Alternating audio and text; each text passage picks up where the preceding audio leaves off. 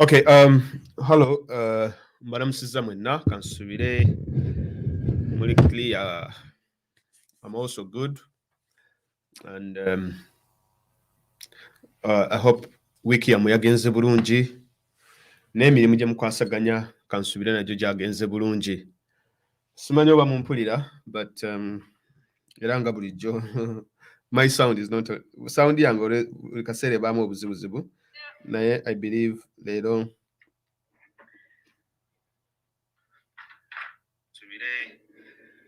muli clear. I'm also good, and I hope wiki yammwe yagenze bulungi. I think the sound is perfect. Yes, sound is perfect. All right, ekyo kye mba njagala okuwulira.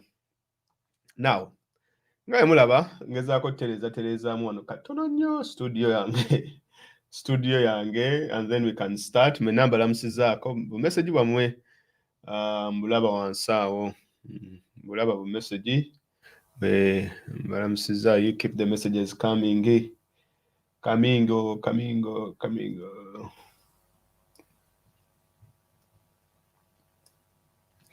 And nero ngenda kwogera kansooke okukulisaayo mukama waffe His Excellency Mbale, Eastern Uganda gye yabadde ne Northern Uganda gye yabadde. Nja kulabira ddala nti abantu babadde bamulindiridde okumulabako, amafuta gakyali mu bantu, omuliro gukyayaka, of which that is what we all want to. Ffenna ekyo kye twagala okukola ki? Okuwulira era n'okulabako. Tetala nzigyeko nzije. Okay, mundeere mu katono.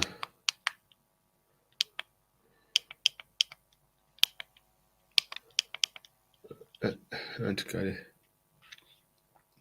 Ti ffenna ekyo kye twagala okulaba ate era n'okuwulira. Okay, it's late. I think the light is okay there. Okay. Now, bingi ebigenda maaso mu Uganda. Abatera okungoberera ku mikutu emirala mukimanyi bulungi. I keep you updated ku nsonga ezimu ze mba ndabyeko nenzoogerako naddala mu lulimi olunyaanyimbe ku channel yange endala ku YouTube, for those of you who are on the channel.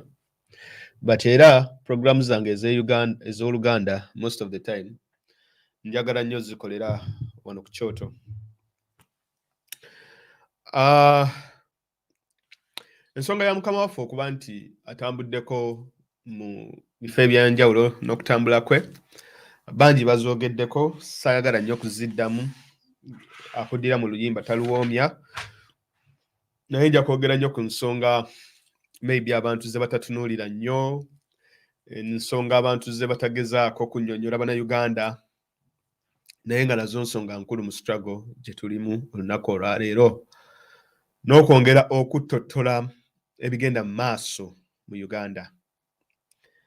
Wiiki ewedde waliwo omusajja bamuyita Howard Graham Buffett. Now, Buffett tugimanyi nga mmere nnyingi, oluseregende lw'emmere Buffett, nti mwalidde ku Buffett. Omukulu ono gwe bayita simanyi Howard Graham Buffett yamiitinze Museveni ennaku z'omwezi nga 10 wiiki eno. Abantu abasinga story eyo tebagitaddeko nnyo makulu, naddala amawulire g'e Uganda. Maybe naffe abali mu opposition, of course, bino tebitubipayingako nnyo attention. Naye nze ze zimu ku nsonga that interest me, naddala ng'oyagala okunnyonnyola kye tuyita geopolitics, oba naddala mmwe abaagala okubeera vast mu byobufuzi mu Great Lakes region, oba geopolitics gwe twandiyise geopolitics oba Great Lakes region. Sajja oyo gwe mulaba ku kifaananyi gwe bayita katono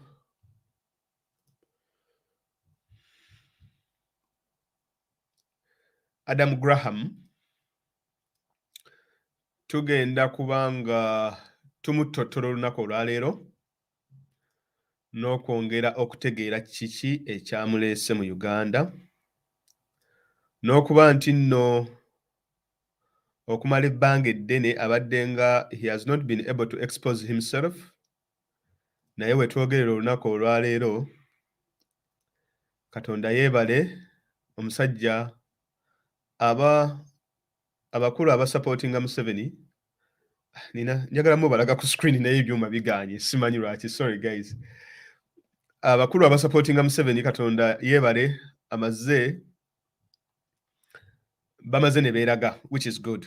Kati kambaleetere ekifaananyi ky'omusajja oyo ayitibwa Howard Graham Buffett. Mumulabe then tutandike show. Naye maama ekintu kiganye okukola simanyi kiki ekibaddewo. Then tutongere okunyonyola ebintu bino abasinga ku mmwe maybe mubadde temufollowinze. Kale omusajja wuuyo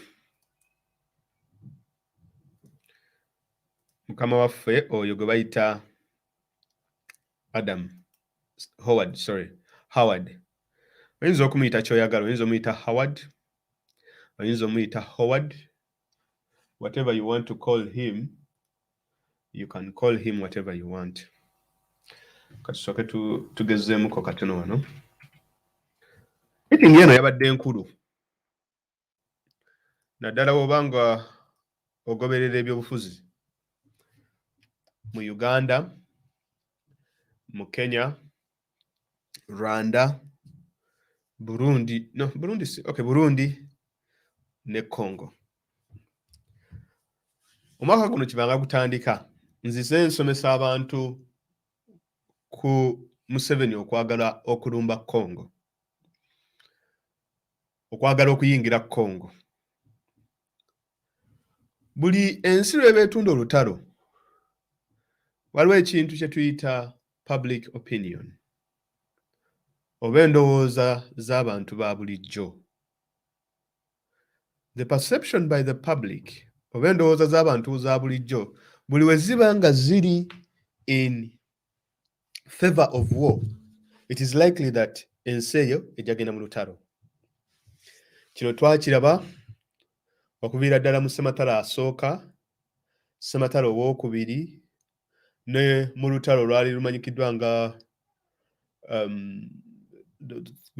September 11th olwo olutalo olwajja oluvannyuma lwa September 11th attacks. Entalo zonna ezisinga ensi zirina zitunda eri public then ne zikola kye tuyita interventions.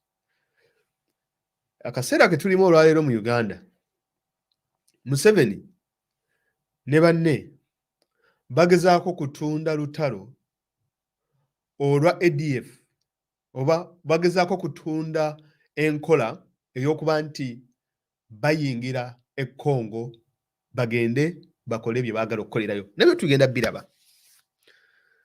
Kino kye kimu ekyaliwo n'ebya Somalia ku lutalo lwe twayingira e Somalia ne twefuula nti tugenze mu AMISOM, peacekeeping, biki n'ebifaanana ng'ebyo. Kati ne Congo has also become a hotbed.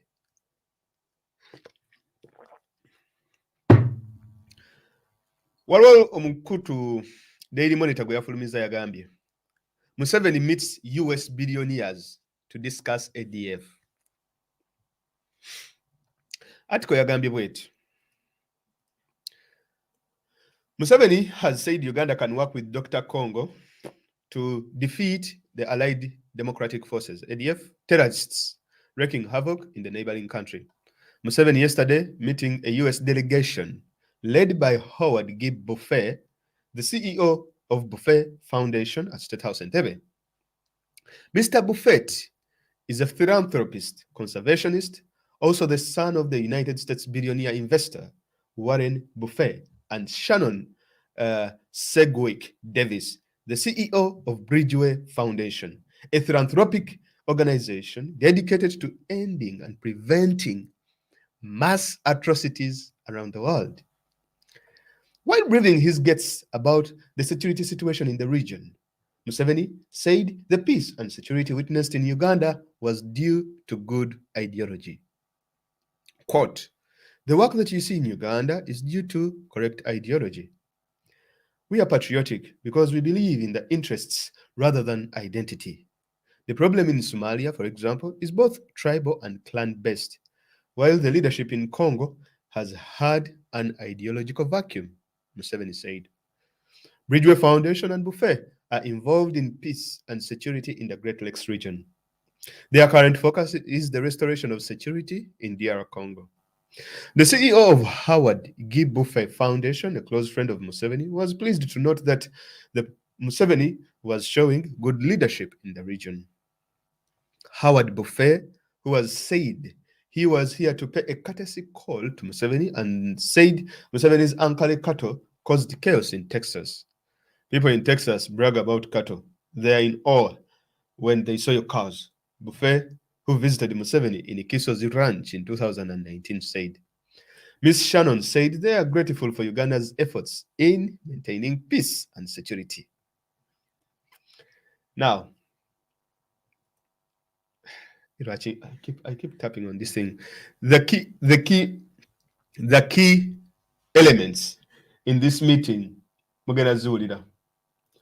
Esooka ye mukulu ono amanyikiddwa nga billionaire mutabani wa Warren Buffett, omukulu amanyikiddwa nga Howard Graham Buffett, mutabani wa one of the richest people in the world. Muwulidde alina ekitongole bakiyita Howard Buffett Foundation. Ne muwuliramu n'omukyalo omulala gwe bayita sledge work. Bamuyita ani omukyalo oyo? Bamuyita natugenda Shannon. Shannon manyi amanya gabe nagomazibu. Shannon Sedgwick Davis. Akulira ekitongole kye bayita Bridgeway Foundation. Ekitongole kya Shannon Sedgwick kigambibwa nti ekitongole kino kiyambako okupreventinga. Prevention is what? Okuziyiza okuttibwa kw'abantu obungi mu nsi yonna. Omukyalo oyo ekitongole kyakulira. Ekitongole ekyo kiyitibwa Bridgeway Foundation nga kikolagana n'ekitongole eky'omukulu amanyikiddwa nga Howard Graham Buffett ekya Howard Graham Buffett Foundation. Omusajja ono Mafene mulaba. Mukulu Mafene nga mumulaba nga maze before kusisinkana Museveni yasoose n'asisinkana Paul Kagame.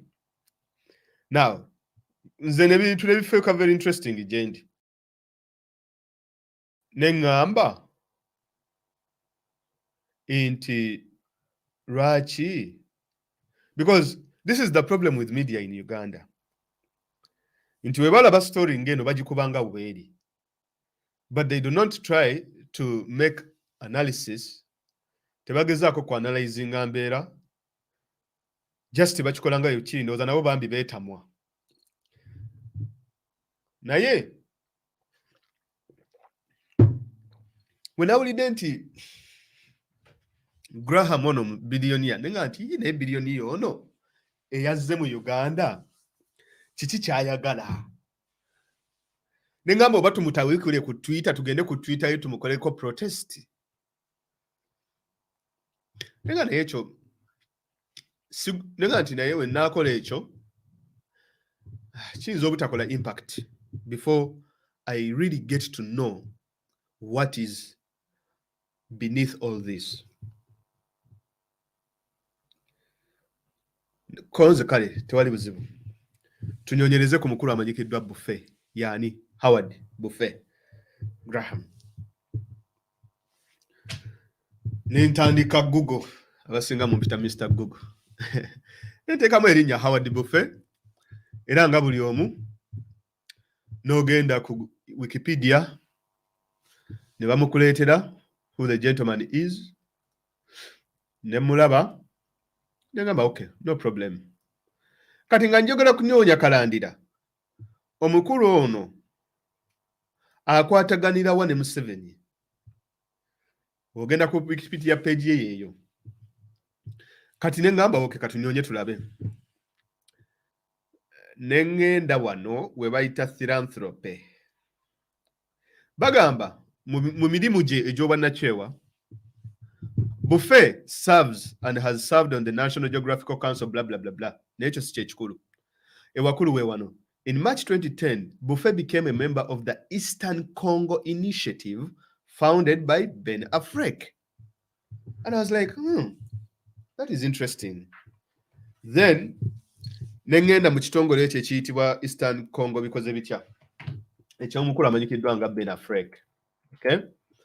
So nekitunulamuko ekitongole ekyo. But I didn't find there so much stuff. Konze kale tewali buzibu katongere okusomako tulabe.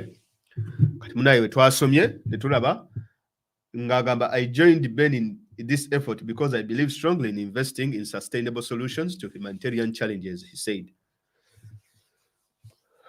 That is 2010.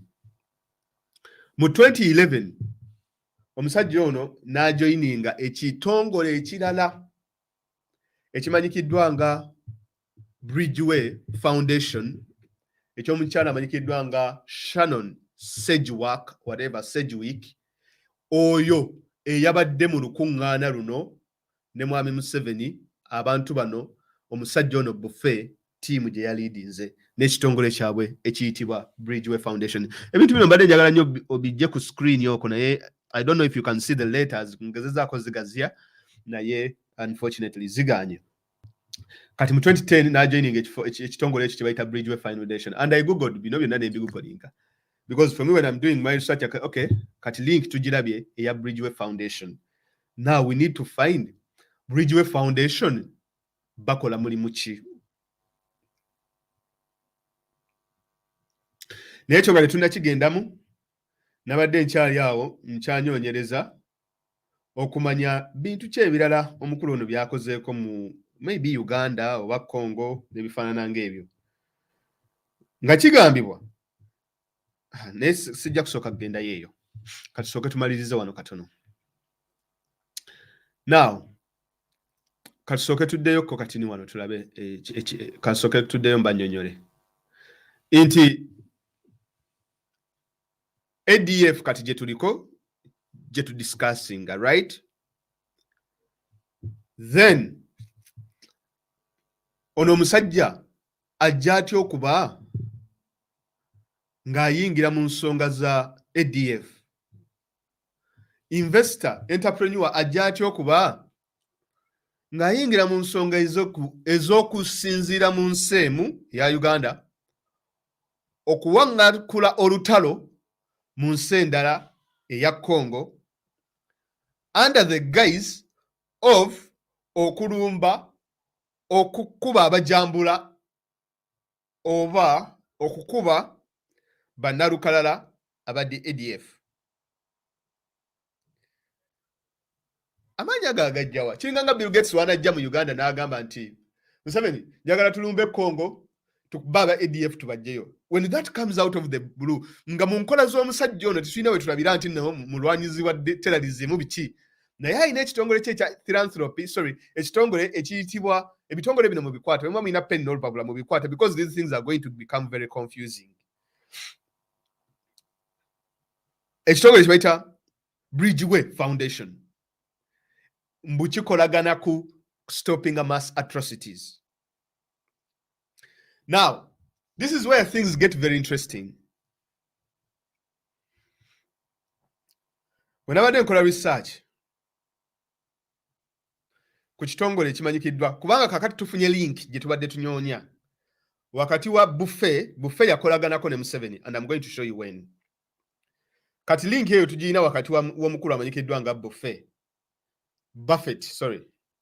Then with ekitongole ekimanyikiddwa nga Bridgeway Foundation, ekyomukyala amanyikiddwa nga Shannon Sedgwick, ekikolagana ku kuziyiza ekitta abantu, okuttibwa kw'abantu abangi oba mass atrocities. Kakati we twamaze okufuna link eyo ne tugamba katutandikire ku Bridgeway Foundation. Bakola ki? Baani abakirwaninga? Who are they? Katulabe Bridgeway Foundation.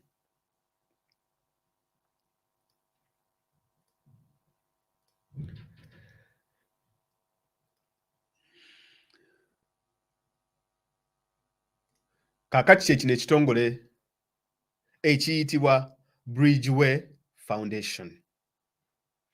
There is not so much information about this kitongole nga we mulaba, naye kigambibwa nga we mulaba ekitongole ekyo kigamba, at Bridgeway Foundation we are unified in our relentless pursuit to realize our vision, a world free of genocide and war crimes against humanity, along with the factors that give rise to such atrocities, are not only historical facts, but also contemporary realities.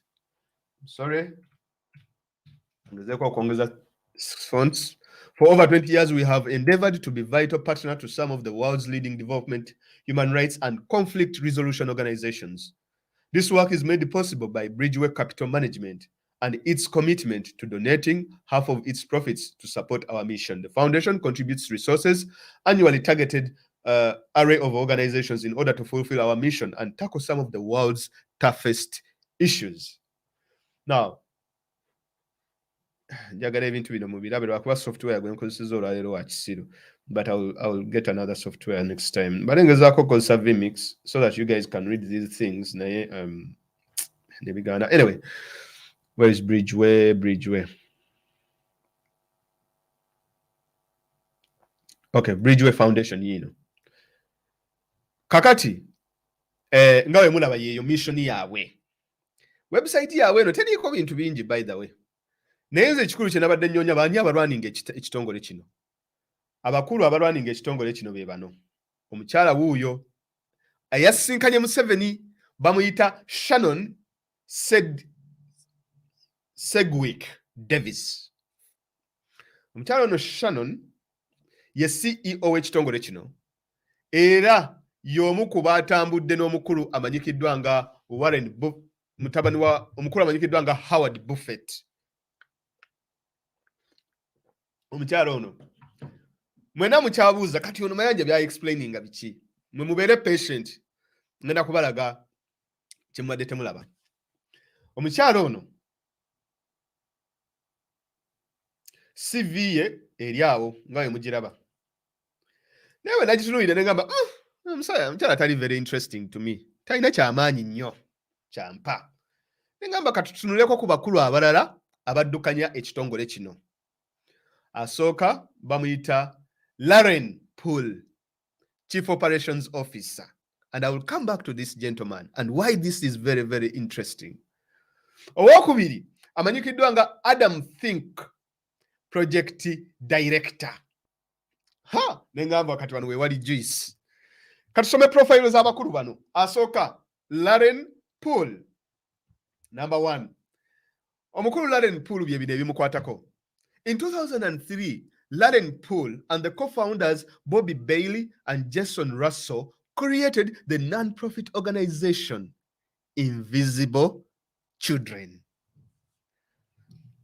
aimed at exposing the atrocities of Ugandan rebel leader Joseph Kony. Through the use of unique social media programs, Invisible Children significantly raised the profile of the African child soldier issue. During this time, Lauren directed Invisible Children's art team and development projects. In 2009, he spent a week with the Lord's Resistance Army in their Garamba forest camp, serving as a non-official observer of the peace talks. In 2010, Lauren met President Obama in the Oval Office to the signing of the LRA Disarmament and the Northern Uganda Recovery Act, a bill that was introduced and widely passed due to the advocacy efforts led by Lauren and the Invisible Children to support stabilization and the lasting peace in the region. In September 2011, Bridgeway observed Lauren's passionate involvement with the LRA and welcomed him on the foundations of the operations officer. Yoyo mukulu. Okishibadiramu mu Uganda. Omwami ono gwe bayita Lauren Poole. Mu mwaka gwa 2023, ye ne banne okuli Bobby Bailey, Jason Russell n'omukulu n'abalala basitandikawo ekitongole ekimanyikiddwa nga Invisible Children. Ekitongole ekyo kyakola firimu abasinga ku mmwe maybe muyinza okuba mwagifollowinga naye it was a very big viral video gye baakola mu America eyali emanyikiddwa nga Connie 2012.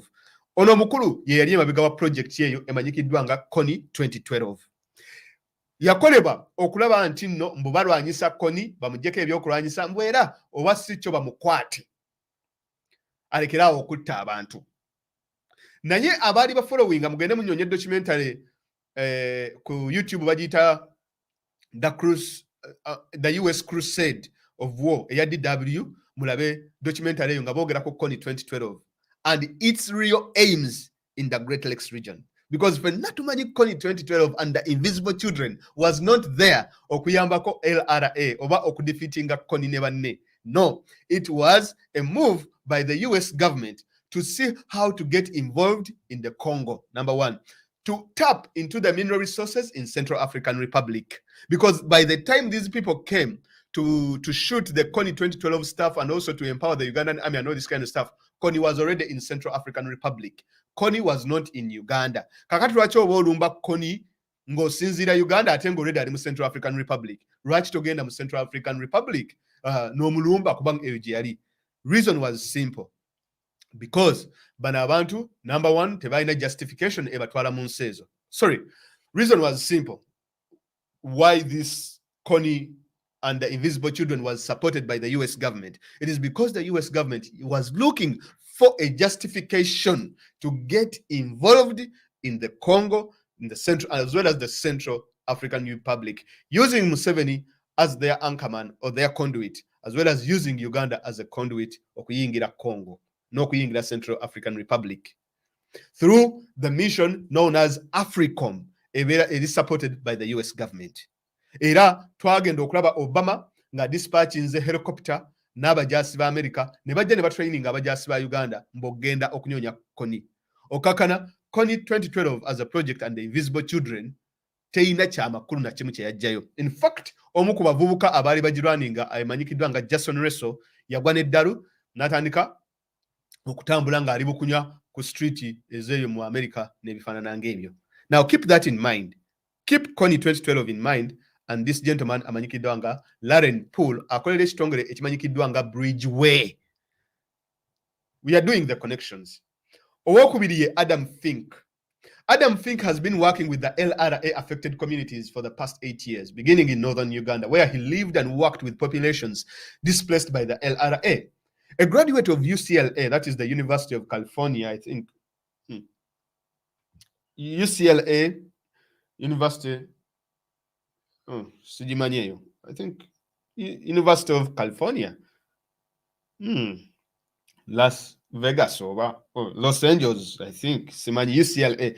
A graduate of UCLA, Adam wrote National Geographical Films and served as the East African field correspondent for Africare before joining Invisible Children in Central Africa, where he led a four-country team of 120 people in protection and recovery efforts throughout the region. Most notably, Adam oversaw the creation of 10 local FM stations, piloted an early warning network in 75 remote communities, created a robust defection campaigns, and co-founded the LRA Crisis Tracker, a real-time geospatial platform chronicling the LRA atrocities. Adam has been published in Foreign Policy, and his work in Africa has been featured in such publications as the Washington Post and the Times Magazine.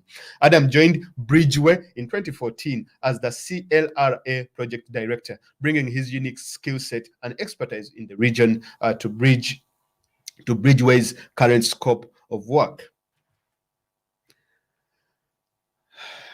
Okay, now, are we all together on this particular issue? Chetulabye wano Bridgeway abagikolera bakolako ku project emu America gye yakozesa okuyingira Congo. Era twalaba mu project eyo mu eri documentary gye mbagambye eya US Crusade War, something of that sort. Eya DW nagizanya nnyo omwaka ogwedde. America United States Agency for Development, USAID, ye funding Invisible Children oba ye funding ekitongole ekimanyikiddwa nga Invisible Children oba ekitongole ekimanyikiddwa nga ekitongole abavubuka bano kye baali bakolera nga buli mwaka bakiwa over mu 2017 USAID yawa ekitongole ky'abavubuka wano 24 million US dollars as grants for a mission in the DRC. Bawe ekitongole kyabwe 24 million US dollars ekya invisible children as a grant by the US government okukola research okukola reports n'ebintu ebifaanawo ebityo mu nsi eya Democratic Republic of Congo. Okay. Eyo nga tuvuddeyo. Kati tugenda tujja. We are looking for a connection. Connection ejirawa. The fact that the USAID ebadde funding abasajja bano oba ekitongole kino nabisikibe nebinatwala tugende.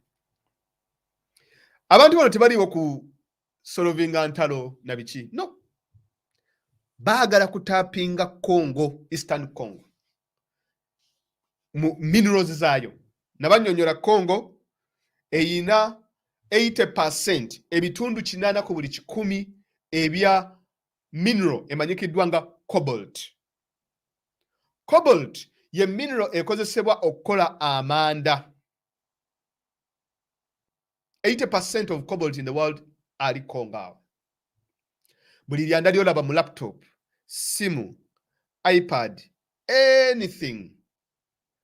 Ate kakati the price of cobalt erinye because of climate change and because the world is going towards electric vehicles. This is now geopolitics.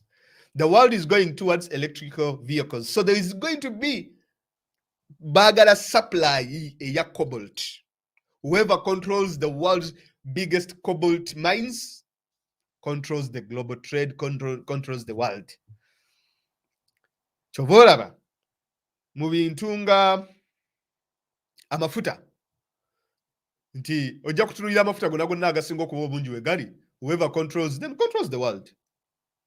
Ekyokubiri, mwena mukimanyi bulungi nti Congo eyina ebitundu 6 ku buli 10 ebya mineral emanyikiddwa nga coltan. Buli kintu ky'olina, webcam, laptop, simu, buli kimu eyinamu component eyo emanyikiddwa nga coltan. Ebitundu 6 ku buli 10 biri ya Congo. Congo era yeyina mineral emanyikiddwa nga uranium, tungsten n'ebirala bingi. Era nga kigambibwa ne uranium eyakozesebwa okuba bibuga ebibiri ebye Japan ekya Hiroshima ne Nagasaki. Uranium oyo yagibwa Congo abo. Ekirombe abaali bakisima ebiseera ebyo baali ba Belgian. Era ebimu ku byattisa Lumumba ky'ekyokumubuuza nti ekirombe ekya uranium kye twajjamu uranium gwe twakozesa okukuba Hiroshima ne Nagasaki, ekirombe ekyo genda kikozesa ki?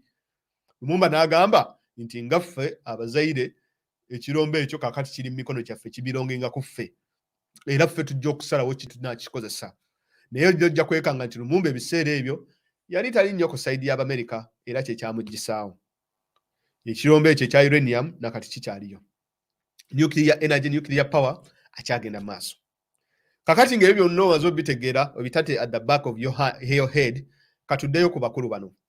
Tumaze okulaba walinga ekitongole kino ekya Bridgewater kirimu abakulu babiri abaali bakolera mu kitongole ekyali kimanyikiddwa nga Invisible Children. Ekitongole kya Invisible Children China kibadde supported by the US government nga bakiwa ssente mpitirivu nnyo okukola research mu Congo. Bwe baakola research kye kino kye baavaayo nakyo. So katuddeyo mu research gwe baakola ne report ze bakola. Nga sinabagenda ku report kansooke mbanyonyole kino. Inti script eyakozesebwa ku Kony 2012 kati ye script eri mu kukozesebwa ku ADF, Allied Democratic Forces. Why? Because when the biggest person gwe basinga okukwotinga ku nsonga za ADF, it is the University of Columbia. I think University of Columbia gye basinga okukwotinga. Inti University of Columbia yakola research bwati ne bwati ku ADF. University of Gundi bakola research bwati ne bwati ne documenting everything about the ADF beba na bamukola research. Era ffenna tukootinga university eyo. Abantu batini nnyo abaddeyo okunyonyereza Mani abawandiika report eno ku ADF. Kati katunyonyereze bani abawandiika report eno. Uganda government oba Museveni jajuliza, Howard Buffett jajuliza, bano bonna abalala gye bajuliza nti ekiri e Congo ADF ISIS eri eyo tulina okugenda tuinterveninge mangu. Bani abali emabega wa report eyo.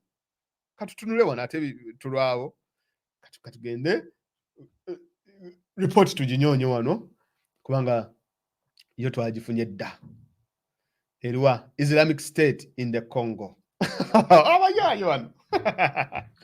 Kale report yiyo nga yemugiraba baganda bange.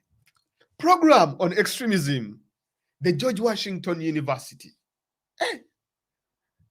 Mugiraba yonna erabika bulungi, kiwandiiko kyekyo kiyinza n'okutwalira omuntu yenna naga bannange ekiri e Congo. Kika.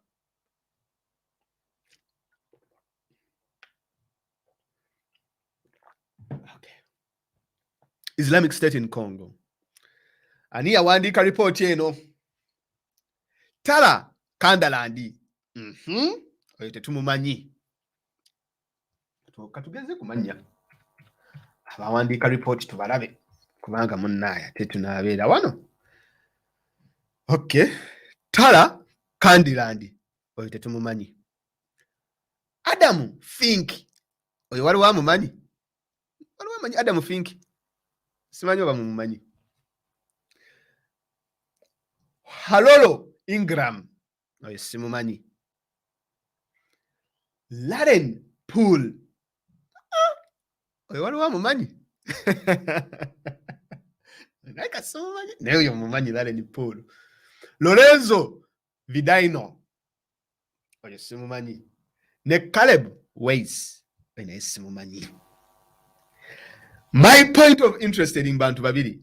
Adam Fink ne Loren Pool. Be bawandiika report eno Islamic State in the Congo.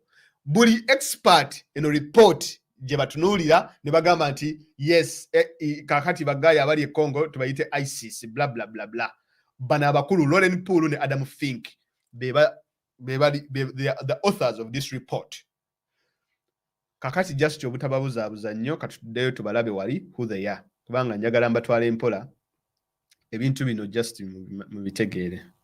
Adam Fink agambanya abiri ne Loren Pool. I want you to keep those names at the back of your head. Today wali ku Bridgeway leadership. Otunira Bridgeway leadership yuno mukulu Loren Pool yomu kubawandiika report ku ISIS in the Congo. Omulala Adam Fink, project coordinator, yomu kubawandiika report of ISIS in the Congo. These are like what 32-year-old kids. Bana bato bano. They are very young kids. Kati mumazo bategeera abo. Katudeyo wali ku report yaffe. Kubanga e report abantu abasinga bonna gye basinziirako ne bagamba nti ICC eri Congo, ne bagamba nti ADF is ISIS biki. Yes, ADF gye eri Congo. Yes, whatever and all this kind of stuff. Naye bw'ogirobolinga nti ISIS kikyusa the way America engages with the Great Lakes. Wogamba bugambi nti no, it's just a rebel movement. Or it's just disgruntled people in the eastern part of Congo. Intervention yekyuka. Naye wokiteekako abasiraamu nti ISIS, wokiteekako ADF, intervention ekyuka. Those are not the similar things woba otuuse mu corridors of US Gundi, how they play their geopolitics. Kyovola bawogende Cabo Delgado n'oyogera ISIS, buli omu ajja kuva yadduka Cabo Delgado. Lwaki? Waliyo liquefied natural gas ku coast eya Mozambique. Abafaransa bamwagala, Abangereza bamwagala, Abamerika bamwagala. Kakati baddira buno abavubuka ab'okukyala babadde bategomya ekitundu ne babayita ISIS. Then ne bajja ne babasabula hands down. Kakati tumaze okitegeera nti Loren Pool n'omukulu amanyikiddwa nga Adam Fink be bakola report ku ISIS. Be batugamba nti there is ISIS in the Congo. Naye jjukira bano be bamu be batugamba ebya Invisible Children ne Kony 2012. Katuddeyo katutunire report bye bawandiika. Katono nnyo just. So bagamba The program on extremism at George Washington University provides analysis on issues related to violence and nonviolent extremism. The program spearheads innovative and thoughtful academic inquiry, producing empirical work that strengthens extremism research as a distinct field of study. The program aims to develop pragmatic policy solutions that resonate with policymakers, civic leaders, and the general public. This is the report. This report is the product of cooperation between the program on extremism at George Washington University and Bridgeway Foundation. The views expressed in this paper are solely to the authors and not necessarily of the program on extremism or George Washington University. Now that is very important. Inti George Washington University nayo ebyesamba negana bino program bino views eziri muno z'abantu nga bano sizaffe nga university oba ku program eno. Of course kati kwana abasinga webajja their narrative ya ADF ne bakola bichi ne bakola report. For those of you who are interested, you can go and read this report. Ne bakolaga hierarchy ya ADF nga bwe yimiridde, of which nga wotuka ku about the people who debunked ADF in Congo, Balagant, even the people who are within ADF, some of them are not even Muslims. They are not Muslims at all, which is really funny. Kakati Museveni ne Howard ne banne bakozesa report eno to intervene in the Congo. Okay. Kakati ekyo kasooka tukiteeke wabbali. Mujjukira we twatandikidde. Omukulu Howard amanyikiddwa nga Howard Graham ng'agamba nti ayagala wano Museveni meets US billionaires and they discuss the Congo. Lwaki mu discussinga Congo ne ADF nga Congo ina government eyaayo? Woba oyagala ku interveninga ku defeatinga ADF, lwaki togenda n'osinkana Tshisekedi ne mukuba ADF n'efuluma? Kitegeeza waliyo other sinister motives, nefarious motives, omukulu Howard zaina, as well as some people within the US. Now, wodigingako katini ku mukulu amanyikiddwa nga Howard. Of course, I know businesses as we speak in the Congo, na SCA yeka, with as well as other businessmen mu Mugundi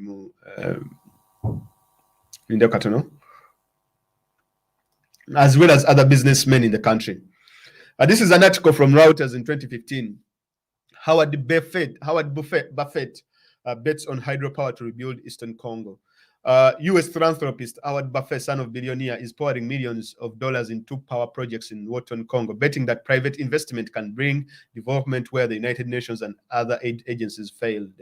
In town of Matebe, the Democratic Republic of Congo's turbulent eastern province of North Kivu, construction crews work around the clock to lay giant steel cylinders through which water from Rishulu River will plunge 85 meters to drive 3 massive hydropower electric turbines, bankrolling this construction to the tune of $19.7 million US.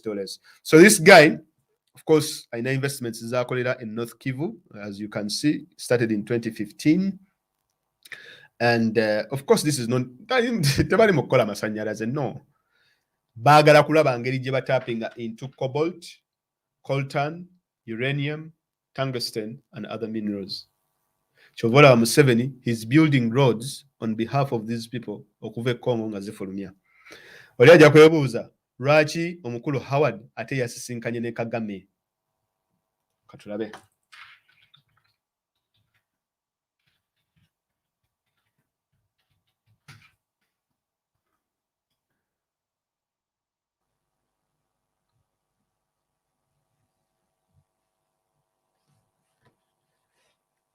Now, omukulu ono nga tanna kujja kulaba Museveni yasoose of course kulaba Kagame, and the reason as to why he met Kagame is that, now say what you may, but Museveni and Kagame, they did a very good job for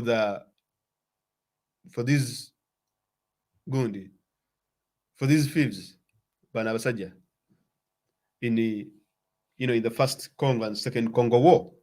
Bakola omulimu mulungi. the way they handled the situation was good. Now you can understand very well until Congo Taina standing army, Taina J. And if you want to control eastern part of Congo, because we see there is a lot of activity there by the Chinese, to about activity ya Russians, the Russians baba dem Central African Republic, nga bayinayo ba mercenaries aba Wagner, and it is likely that these mercenaries they can easily proceed to the eastern part of Congo and take over that area. Now the Americans n'abantu abalala mu lutalo lwa Congo lwasooka, they invested a lot of money in eastern Congo. They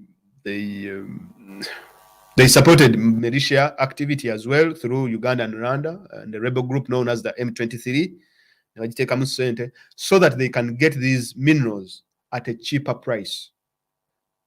Because you do not want a Gaddafi sort of leader, Ngarie Congo, who can restrict the exploitation of these particular minerals. Chovolaba Congo cannot have a stable governments.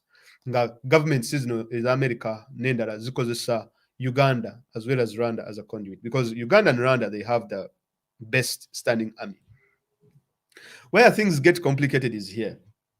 These people are trying to sell a war to the US government. Because Wogenda mu US, while you're the government, Joe Biden, then wabayo, of course, deep state, about businessmen, even about mafia, about Buffett, about interests mu Congo, n'abalala nga bo baagala nti amagye ga America ga kolagane n'aga Uganda era nga bwe bakikola ku kkoni nga bawe training nga bawe ebyokulwanyisa bagende bazingeko ebirombe basobole okufulumya ebyamaguzi bino nga tewali abakuba ku mukono.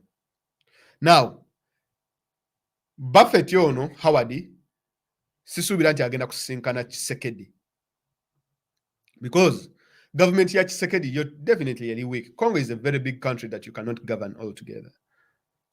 Kati Tshisekedi akimanyi bulungi nti ebintu kati gye biriidinga ensonga ziri bbiri.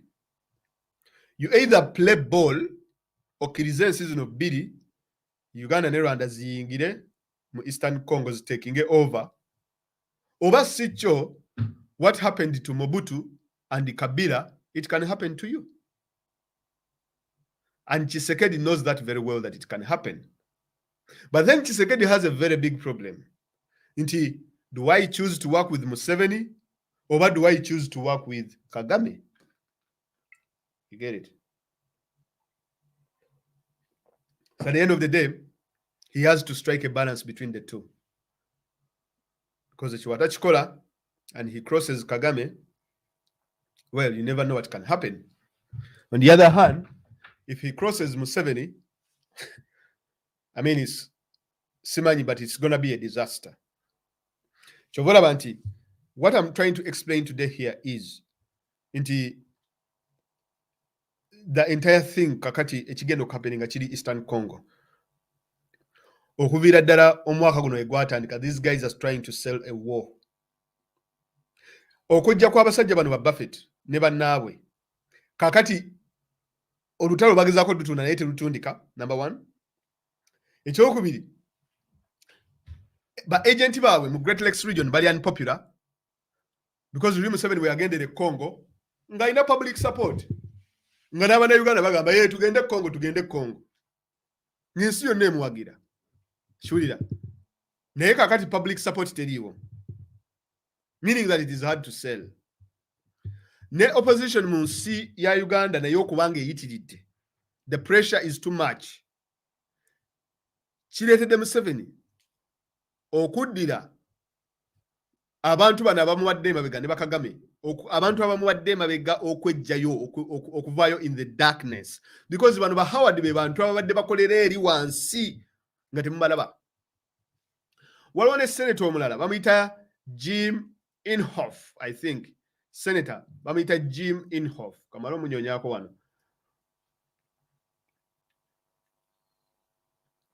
Senator oyo James bamuyita James Inhofe oba Inhofe. yasisinkana Museveni mu mwaka in 2020 by the way, era nga badiscussinga ensonga jezimu. Kamubaleetere wano mu mulabeko oyo musajja James Inhofe, whatever Inhofe.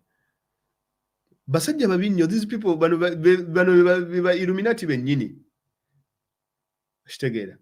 Naye this guy is an evangelist, is an evangelical kind of senator. Bano abakubo enjiri yabo, enjiri ya bichi simanye abagala okufuula Uganda, you know, a predominantly Christians. You know, they have that sort of Christian colonialism. Bano ba Jim Inhofe. These are the Museveni's men.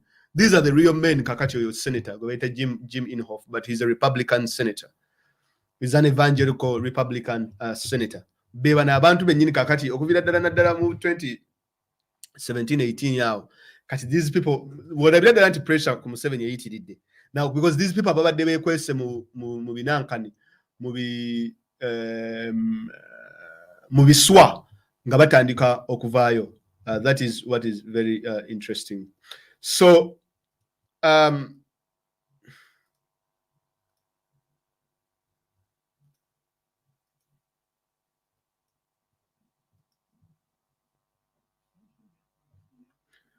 so kati wolaba munyonye documentary bagiyita A US Crusade in Africa ku YouTube. Documentary eyo ejaku, it will make sense about everything that I've spoken about today.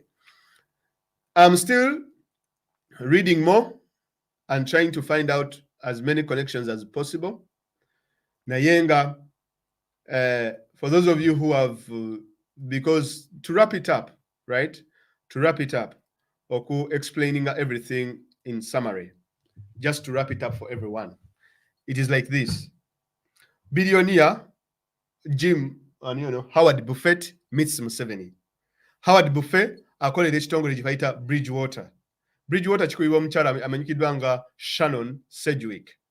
Naye mu kitongole ekyo mulimu abasajja babiri abakikoleramu, omu ayitibwa Adam Fink, omulala ayitibwa Lalen Poole. Abantu bano bakola ku project endala eyaleeta US intervention into the Congo as well as the Central African Republic. Eyali very disastrous. Mu nsonga eyo abakulu bano bakolera ekitongole ekimanyikiddwa nga Invisible Children. Invisible Children ne bafulumya movie emanyikiddwa nga Kony 2012. Eyali egenda okufufugaza Joseph Kony n'okumugjamu mu nsiko gye yali yeekukumye, of which ekigendererwa ekyo tebaakituukiriza. Naye twalaba America nga increasing the support eri government ya Museveni ne increasing ne training gye bali wa government ya Museveni. Kati abakulu bano ababiri Lalen Poole ne Adam Fink ne baproducinga paper ne George Washington University about ISIS in the DRC. Era ba experts bonna abasinga we bajja their gundi okugamba nti no ddala ISIS mu DRC gyeri. Naye nga abantu bano tukimanyi tebalina credibility, tebalina integrity. N'okusinziira ku bye baakola mu firimu yaabwe oba mu kibiina kyabwe kye balina ekitongole kyali kimanyikiddwa nga Invisible Children.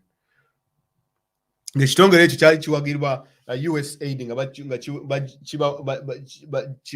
USAID ekiwa almost 24 million. And these things are there on their website, by the way, to sell an intervention or to sell a war into the Democratic Republic of the Congo. Now, someone might ask, okay, you know, Bitugami, what is the solution? What should we do? Well, for me, I just give you the information. Now, let me tell you one thing.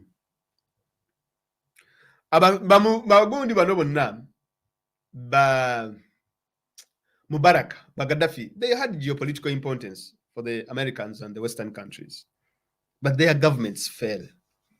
Bashir, Bazina, Abiy Ahmed, Bazirina, ni governments zabe zagwa. Even though chola be Ethiopia kat, your government ya TPLF yafuga Ethiopia okumala almost emyaka 3. Bamaleba creating a movement yebali bayita EPRDF, that gundi coalition jeba creating. The TPLF, it is the minority government in Ethiopia, right? Yeah, the minority, the Tigrayans, and then you have the Oromia, and then you have the Amhara, and then you have what's the other group? Ziri groups in here. The TPLF bakola just 20% of the population. Abiy Ahmed avamu Oromo. Oromo is the biggest population in Ethiopia. They are amounting to over 40 million people. Naye bali abali less era nga olaba Uganda bali abali less abali 6 million bafuze Ethiopia okumala emyaka 3. Abiy Ahmed ne banne ba Oromo bakikuttemu just emyaka 3 ekintu kyonna kiyise. Ethiopia is at the blink of becoming, it's going to be defragmented. Number one. Ekyokubiri, government ya Merisize ya nawe eyaliko ya TPLF. Of course, it was one of the, like, America baji supporting nnyo era ne bagitunulira nnyo okubanga ekola naddala mu kitundu ekyo Djibouti, Eritrea, Somalia n'ebirala, because kyobola Ethiopia ebadde eyina peacekeeping missions nyingi nnyo zeriko. Central African Republic, eri Burundi, so many places. Naye ekintu kyonna kyayise, like kyayise ne kiyika bwe kiti bya. It is all bad. It is looking that bad. Abiy Ahmed yali afuuse kyali waabwe nga bamuwadde ne Nobel Peace Prize. Naye naye kyamuyikidde bya. And his strategic importance kakati tekyaliwo. Just one error. So, kitegeeza Museveni, if you can engage him on all fronts, geopolitically, within the region, internationally, as well as engaging locally. Because kati ebintu nga bino His Excellency byakola, ne bagenda embale, ne bamuzoganya, ne bagenda edira, those are good things in the press. Kuba singa Museveni tamu engaging on that front, ensi tejja kumanya. Ajja kukola byakola nga America etunda butunzi ya. Naye watta abantu 6, it is bad. And it is one of the worst things. I do not condone the killing of people in Uganda. Era kyobola be mistake nene nnyo. Kati naba approachinga Museveni, bamu approachinga mukasobo, mukazikiza, mukachi. Kati Museveni ye kyaliko essaawa ya leero yali mu kwetaasa. Bano babadde akolera bidding zaabwe mu nsi ez'enjawulo, Ethiopia biki, bamugamba musajja tetwagala batulabe naawe openly, tusobola obikola bino mu kasirise. Museveni agamba nedda, njagala bandabe nammwe so that I get legitimacy, abantu bamanye nti mumpagira. Kyova olaba ebintu ebisinga nga COP bino ebya climate change tebamuyita UN tabaddeeyo. Ebintu ebisinga ne Museveni is even losing interest. Kubanga he's won out. And his geopolitical importance, whereas he wants to keep himself okuba nti akyali relevant, whereas he's trying to play the card, give it to him. Take it or leave it. Naye he's trying to play the card because that is where he's strongest. So he's trying to play the card, but still, olabira ddala nti kati bano abasajja nga babbufe we bajja alina okubalaga ensi nti banaye bano be bantu bange ndi nabo. Naye nga neeri mu America omuliro nayo gwaka kubanga yatta abantu. Kitegeera kyova olaba Biden we yabadde ayita omukulembeze gwe yasoose okuyita mu Africa yabadde Uhuru Kenyatta. That was a very big statement. Because America yali yeetadde amaanyi mangi nnyo mu Ethiopia ewa Merisize nawe ne Desalegn, Haile Mariam Desalegn ne Abiy Ahmed, naye kakati kino kiyiika project yayise. Kati baagala kulaba, can Kenya work? Can Kenya have a peaceful transition so that they can anchor in the entire region? Because there is a disconnect between the US interests, the government, and never know gun runners like Howard Buffett. Actually, Howard Buffett is a gun runner. Kitegeera nti y'omu wakati ye kubaleeta ebyokulwanyisa nti Museveni lumbe Congo gendo zoganye embeera ebintu tubibbe. Kakati, and Howard is a Republican. I think that you have a democratic government. But you should also understand, during 2012, we had a democratic government under Barack Obama. But the Trump government, teyina nnyo policy on Africa. Chovola Museveni suffered a lot. Now, the Biden administration tenabera conclusive, tenabera concrete on its African policy. Ekyakiraazizza nga wolaba whereas nga Trump yakiraza. Whereas Trump ye yakiraza okumala almost 5 years, Biden is proceeding cautiously into when kola move and what will happen. Into when Peter Museveni ne congratulating oba ne njogera ekintu bwe what will happen. Ba Museveni yassa abantu 64. People will come hard against me. Into when if I intervene in Ethiopia, what will happen? So chikyali awo bwekityo. Okay guys, thank you very much for listening. I don't know. Balinayo ebibuuzo musobola okumbuuza. For those who want to know anything. ku nsonga ya omukulu ono muyinza omulumba ku Twitter, by the way, mulumbe ne foundation gye bayita Bridgewater Foundation, amanya gonna nga bawadde ba Lauren Pool. That is one thing we can do as well. Abo bonna ba Pool, abo bonna ba Adam Fink, Susan Sedgwick, ono Adam Howard Buffene ebitongole byabwe, mubalumbe ku Twitter, mubasulireyo ebifaananyi ebyo as much as you can, because they claim to be ntino bo balwanyisa atrocities. Enamba y'essimu ey'okuba mugimanyi. I will take 2 or 1 phone call, then ate tusinkane next Sunday. Okay. Omwate mulina bibuuzo obanga temulina kye mugamba, nga nange mbasiibula.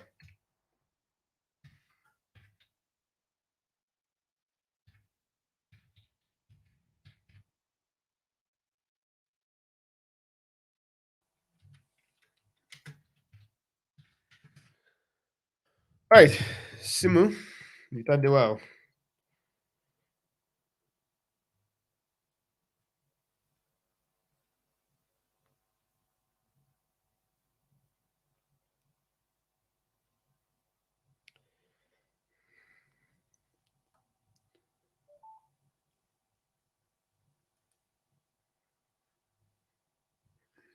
Okay.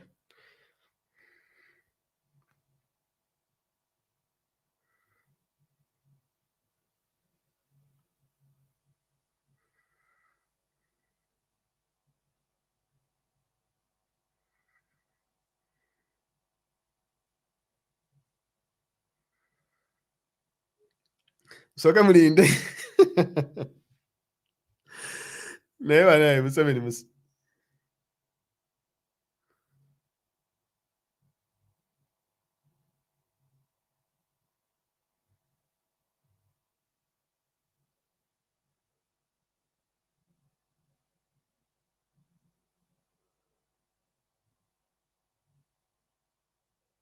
Hold on, guys. Just 1 minute.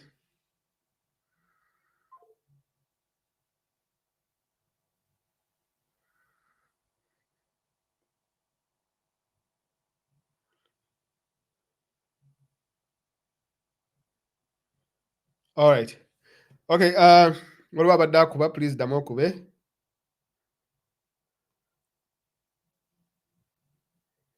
Just chimbadde. Article gye bawadde bampeereza gye mbadde nsomako wano. So, ndi mu kugiyita mu katono nnyo.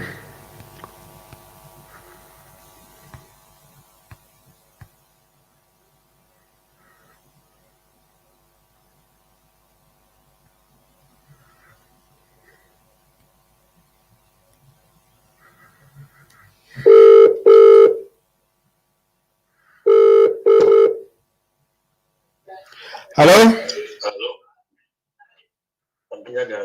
Paulo, nkubidde wano South End on the Sea, England.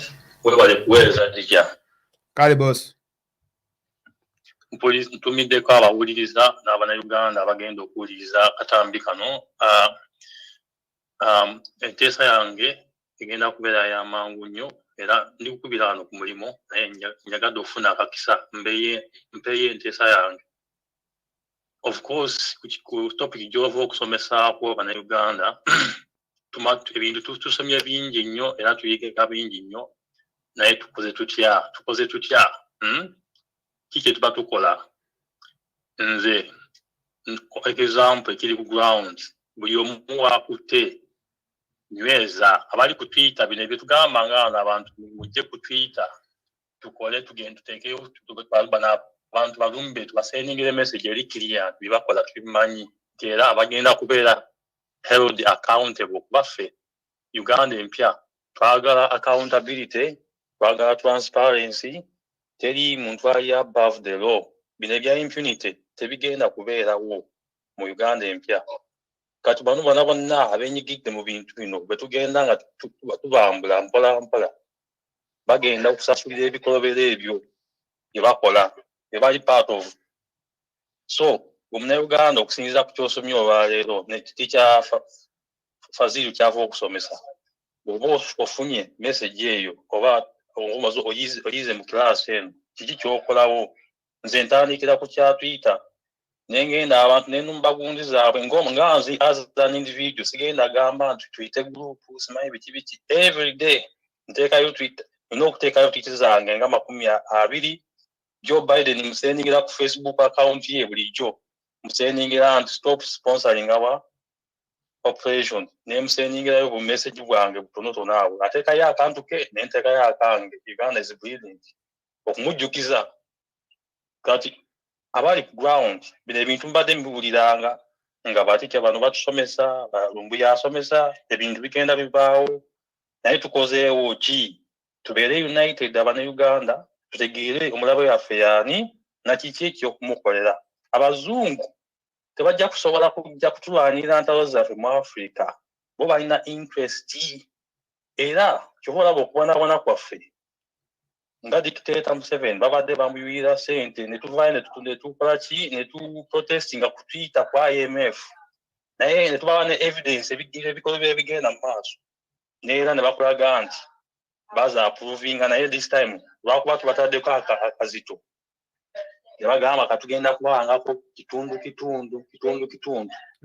kati ebyo byebisembayo twagala accountability tetugenda kuleka muntu nga tali ansalebo tulina okubajjukiza ne ba ICC emisango egiri mu ICC egyono omutigumbuzi mutabani wa Tibuhabula n'Etibuhabula mwennyini tulina okubajjukiza pozi ngeriyo kyombuuza naye nga nze nga student ali ahead ebyo byosomesa nange bwe ndowooza ekintu ekitraininga nnyo narrative gye bapushinga mu Africa ennaku zino boogera akagambo ka terrorism suddenly kavudde mu nsi ez'Abawarabu kaze mu Africa muganda wange mwana wattu kati twebeeremu aba-Africans si bannayuganda bokka African people twebeeremu fe abasinga ebyobugagga fe abalina buli kimu naye lwakifa abona tetukola muntu tetukola ki lwaki ensi zaffe esente ziba ne value ntono okutegeera ebintu ng'ebyo ng'ate fe abalina ebyobugagga kyekyo enteesa yange muganda wange ojjako ngeri kyombuuza naye nga student not mistakinga n'ebyokukola sirina kyenkubuuza mukama wange webale nnyo okuteesa nsinye nnyo era webale kuweerezangako ne mu luzungu ekintu kyakabi nnyo kuba audience nene ya people power abantu balowooza people power kintu kiryabwe people power kati eri international ate yatandikira Uganda His Excellency Robert Kyagulanyi ya highlighting that people power ogenda ku international news agencies bamentioning ekigambo people and power bakiborrowing up His Excellency Bobi Wine kale tweyanza simye nnyo bye.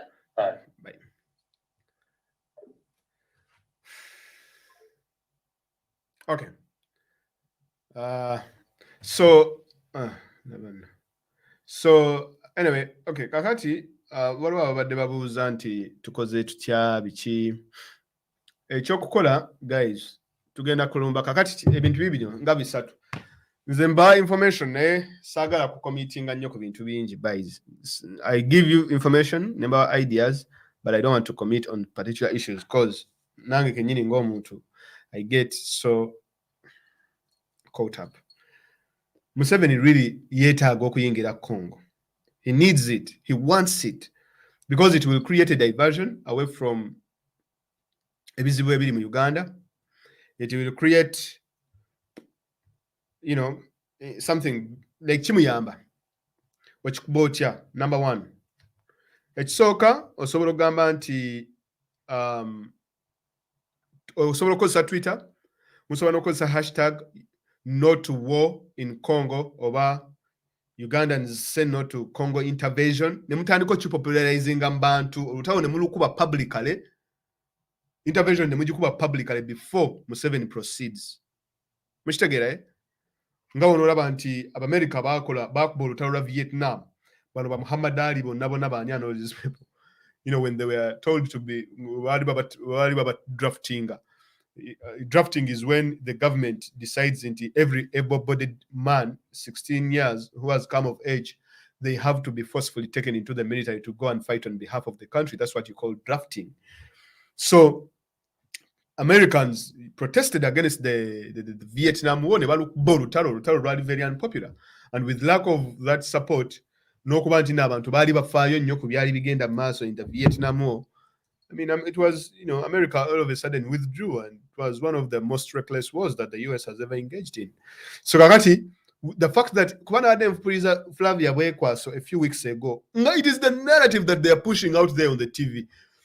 Look here, Twakave Congo Tuanja almost, I think, 2.5 billion for reparations the last time we engaged.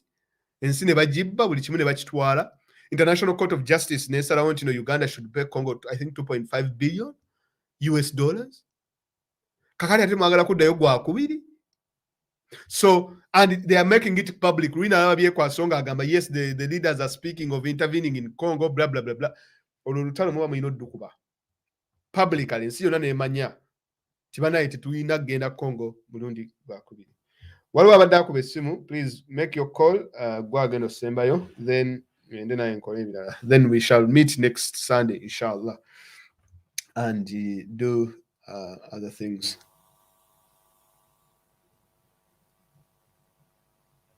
Kansomeko comments no? Olabaluli baali basaaga nti afudde. Internet nekwata omuliro. Kakyolo kiba kityanga byadda. Okay.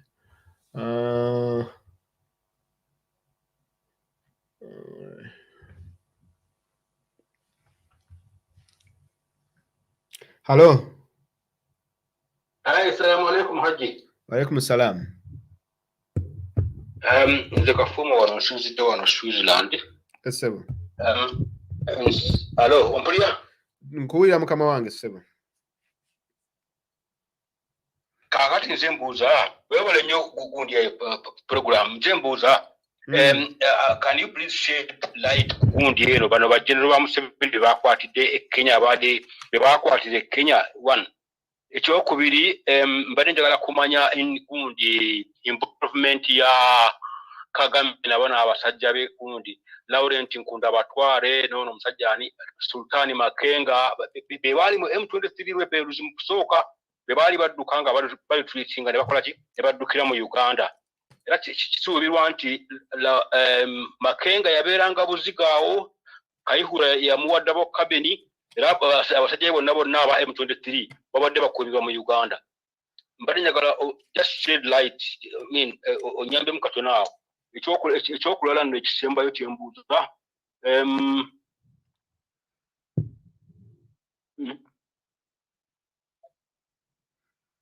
Hello? Yeah, kankomao, just not waste your time. Thank you very much, sir. No bye bye. Assalamu alaikum. Salam. Now, for me, what I think is this: is that, of course, definitely evidence Laganti, Museveni, Yomukubali was sponsoring M23 rebels, whereby these warlords or these rebels would control the mining areas, and they would mine these minerals, Omali, cobalt, coltan, uranium. Never shipping through Uganda, and then it was exported abroad in one way or the other. So, because that happened when the court where Sarao International Court Neganti, Uganda and Rwanda should vacate Congo as quickly as possible, because abasajja balootinga Congo kwagala okugimalawo. Bamala okulootinga ne batandika ate okwekuba. Kagame natandika Rwanda RPF ne batandika okwesabula n'abana Uganda. Naye kyava mu ekyo, the Ugandan army was badly beaten to the pulp, like baba kuba bubi nnyo. Omusajja obunyarwanda buzibu bwatusabula ekongo eyo. But the fact is that, of course, the war was literally unpopular, and it got so many people killed because these were people who were fighting, really just greedy. They wanted to get money and all this kind of stuff. Now, people are asking, of course, what we can do. I've read about that story briefly. Issues but I don't know how really it is, or how clearly it is that the issue za byennyanja. I'm yet to find out about that particular issue. Ekirala, most of you are asking about still what we can do, and I think ekintu ekyolutalo, whatever, this thing we have to blast it online. Abantu bamanye nti Uganda wants to engage itself in Congo 3.0 over 2.1, I think. Maybe 2.1. Yeah. And then we can talk about, I can come here, changes of is to create awareness. Create awareness to Ugandans about the ADF, about Congo, Uganda's involvement, Rwanda's involvement. And I think as other people tackle other topics, nyinza okutandika buli Sunday n'ensomesa emisomo egyo. Kubanga woba totegedde byaliwo mabega, history w'emabega w'e Congo, n'okugendayo kwaffe, eby'omulundi ebiriwo ennaku zino, oyinza obutabitegeera. So maybe inshallah when naaba nsobodde, I will look into it, nkole ogwange, tujje nga wano buli Sunday, tukole protest yaffe, tumuvinge hashtag eyinza okuba Uganda should keep away from Congo, or say no to Congo involvement, whatever, anything like that. Then netujja buli Sunday netutweetinga netukola protest as well as weekly netukola hashtag eyo netrendinga. Then ebintu ebiri deadly mwana si byangu buuzangako Milton Alimadi. Ate nammwe okwongera okufuna information mugende mulabe YouTube videos ezo. Milton Alimadi has done a lot of work on the Congo issue and Uganda's involvement as well as Rwanda's involvement. Inshallah kanda oba ndi mufuna ajja kwongera okutunnyonnyola ku nsonga zino ezisinga. I will look for ina contact asobola okunfunira Milton Alimadi asobola omunnyonyeza.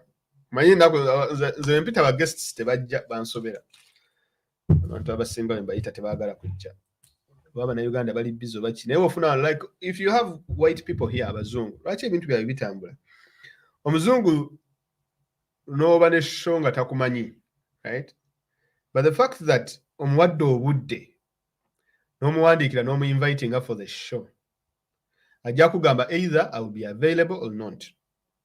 Ajja kugamba nti nja kuwa obudde oba sijja kuwa. Ajja kumakinga sure nti he appears on your show. Newabanga professor ngachi, like I've engaged some on other ventures and they have really given me time. One of the hardest things to do is to get a black person in a show like this one. Even after you have invested a lot in gear, in everything, or making a show appealing to any person of a particular caliber. People just do not want. Bagala kubeera ku CBS, those radios, Smile Radio Buddu. No offense to anyone who goes to Radio Buddu, but that is the biggest problem with Ugandans. Chobolans at times, I don't want to go there. Anyway, but I will look for Milton. Milton is very versed in this particular project here, Congo, and I will work with him on this project. Maybe an ample would day. About Congo, Museveni, and Kagame. Have a good night. Assalamu alaikum. Inshallah, we meet next Sunday. Bye-bye.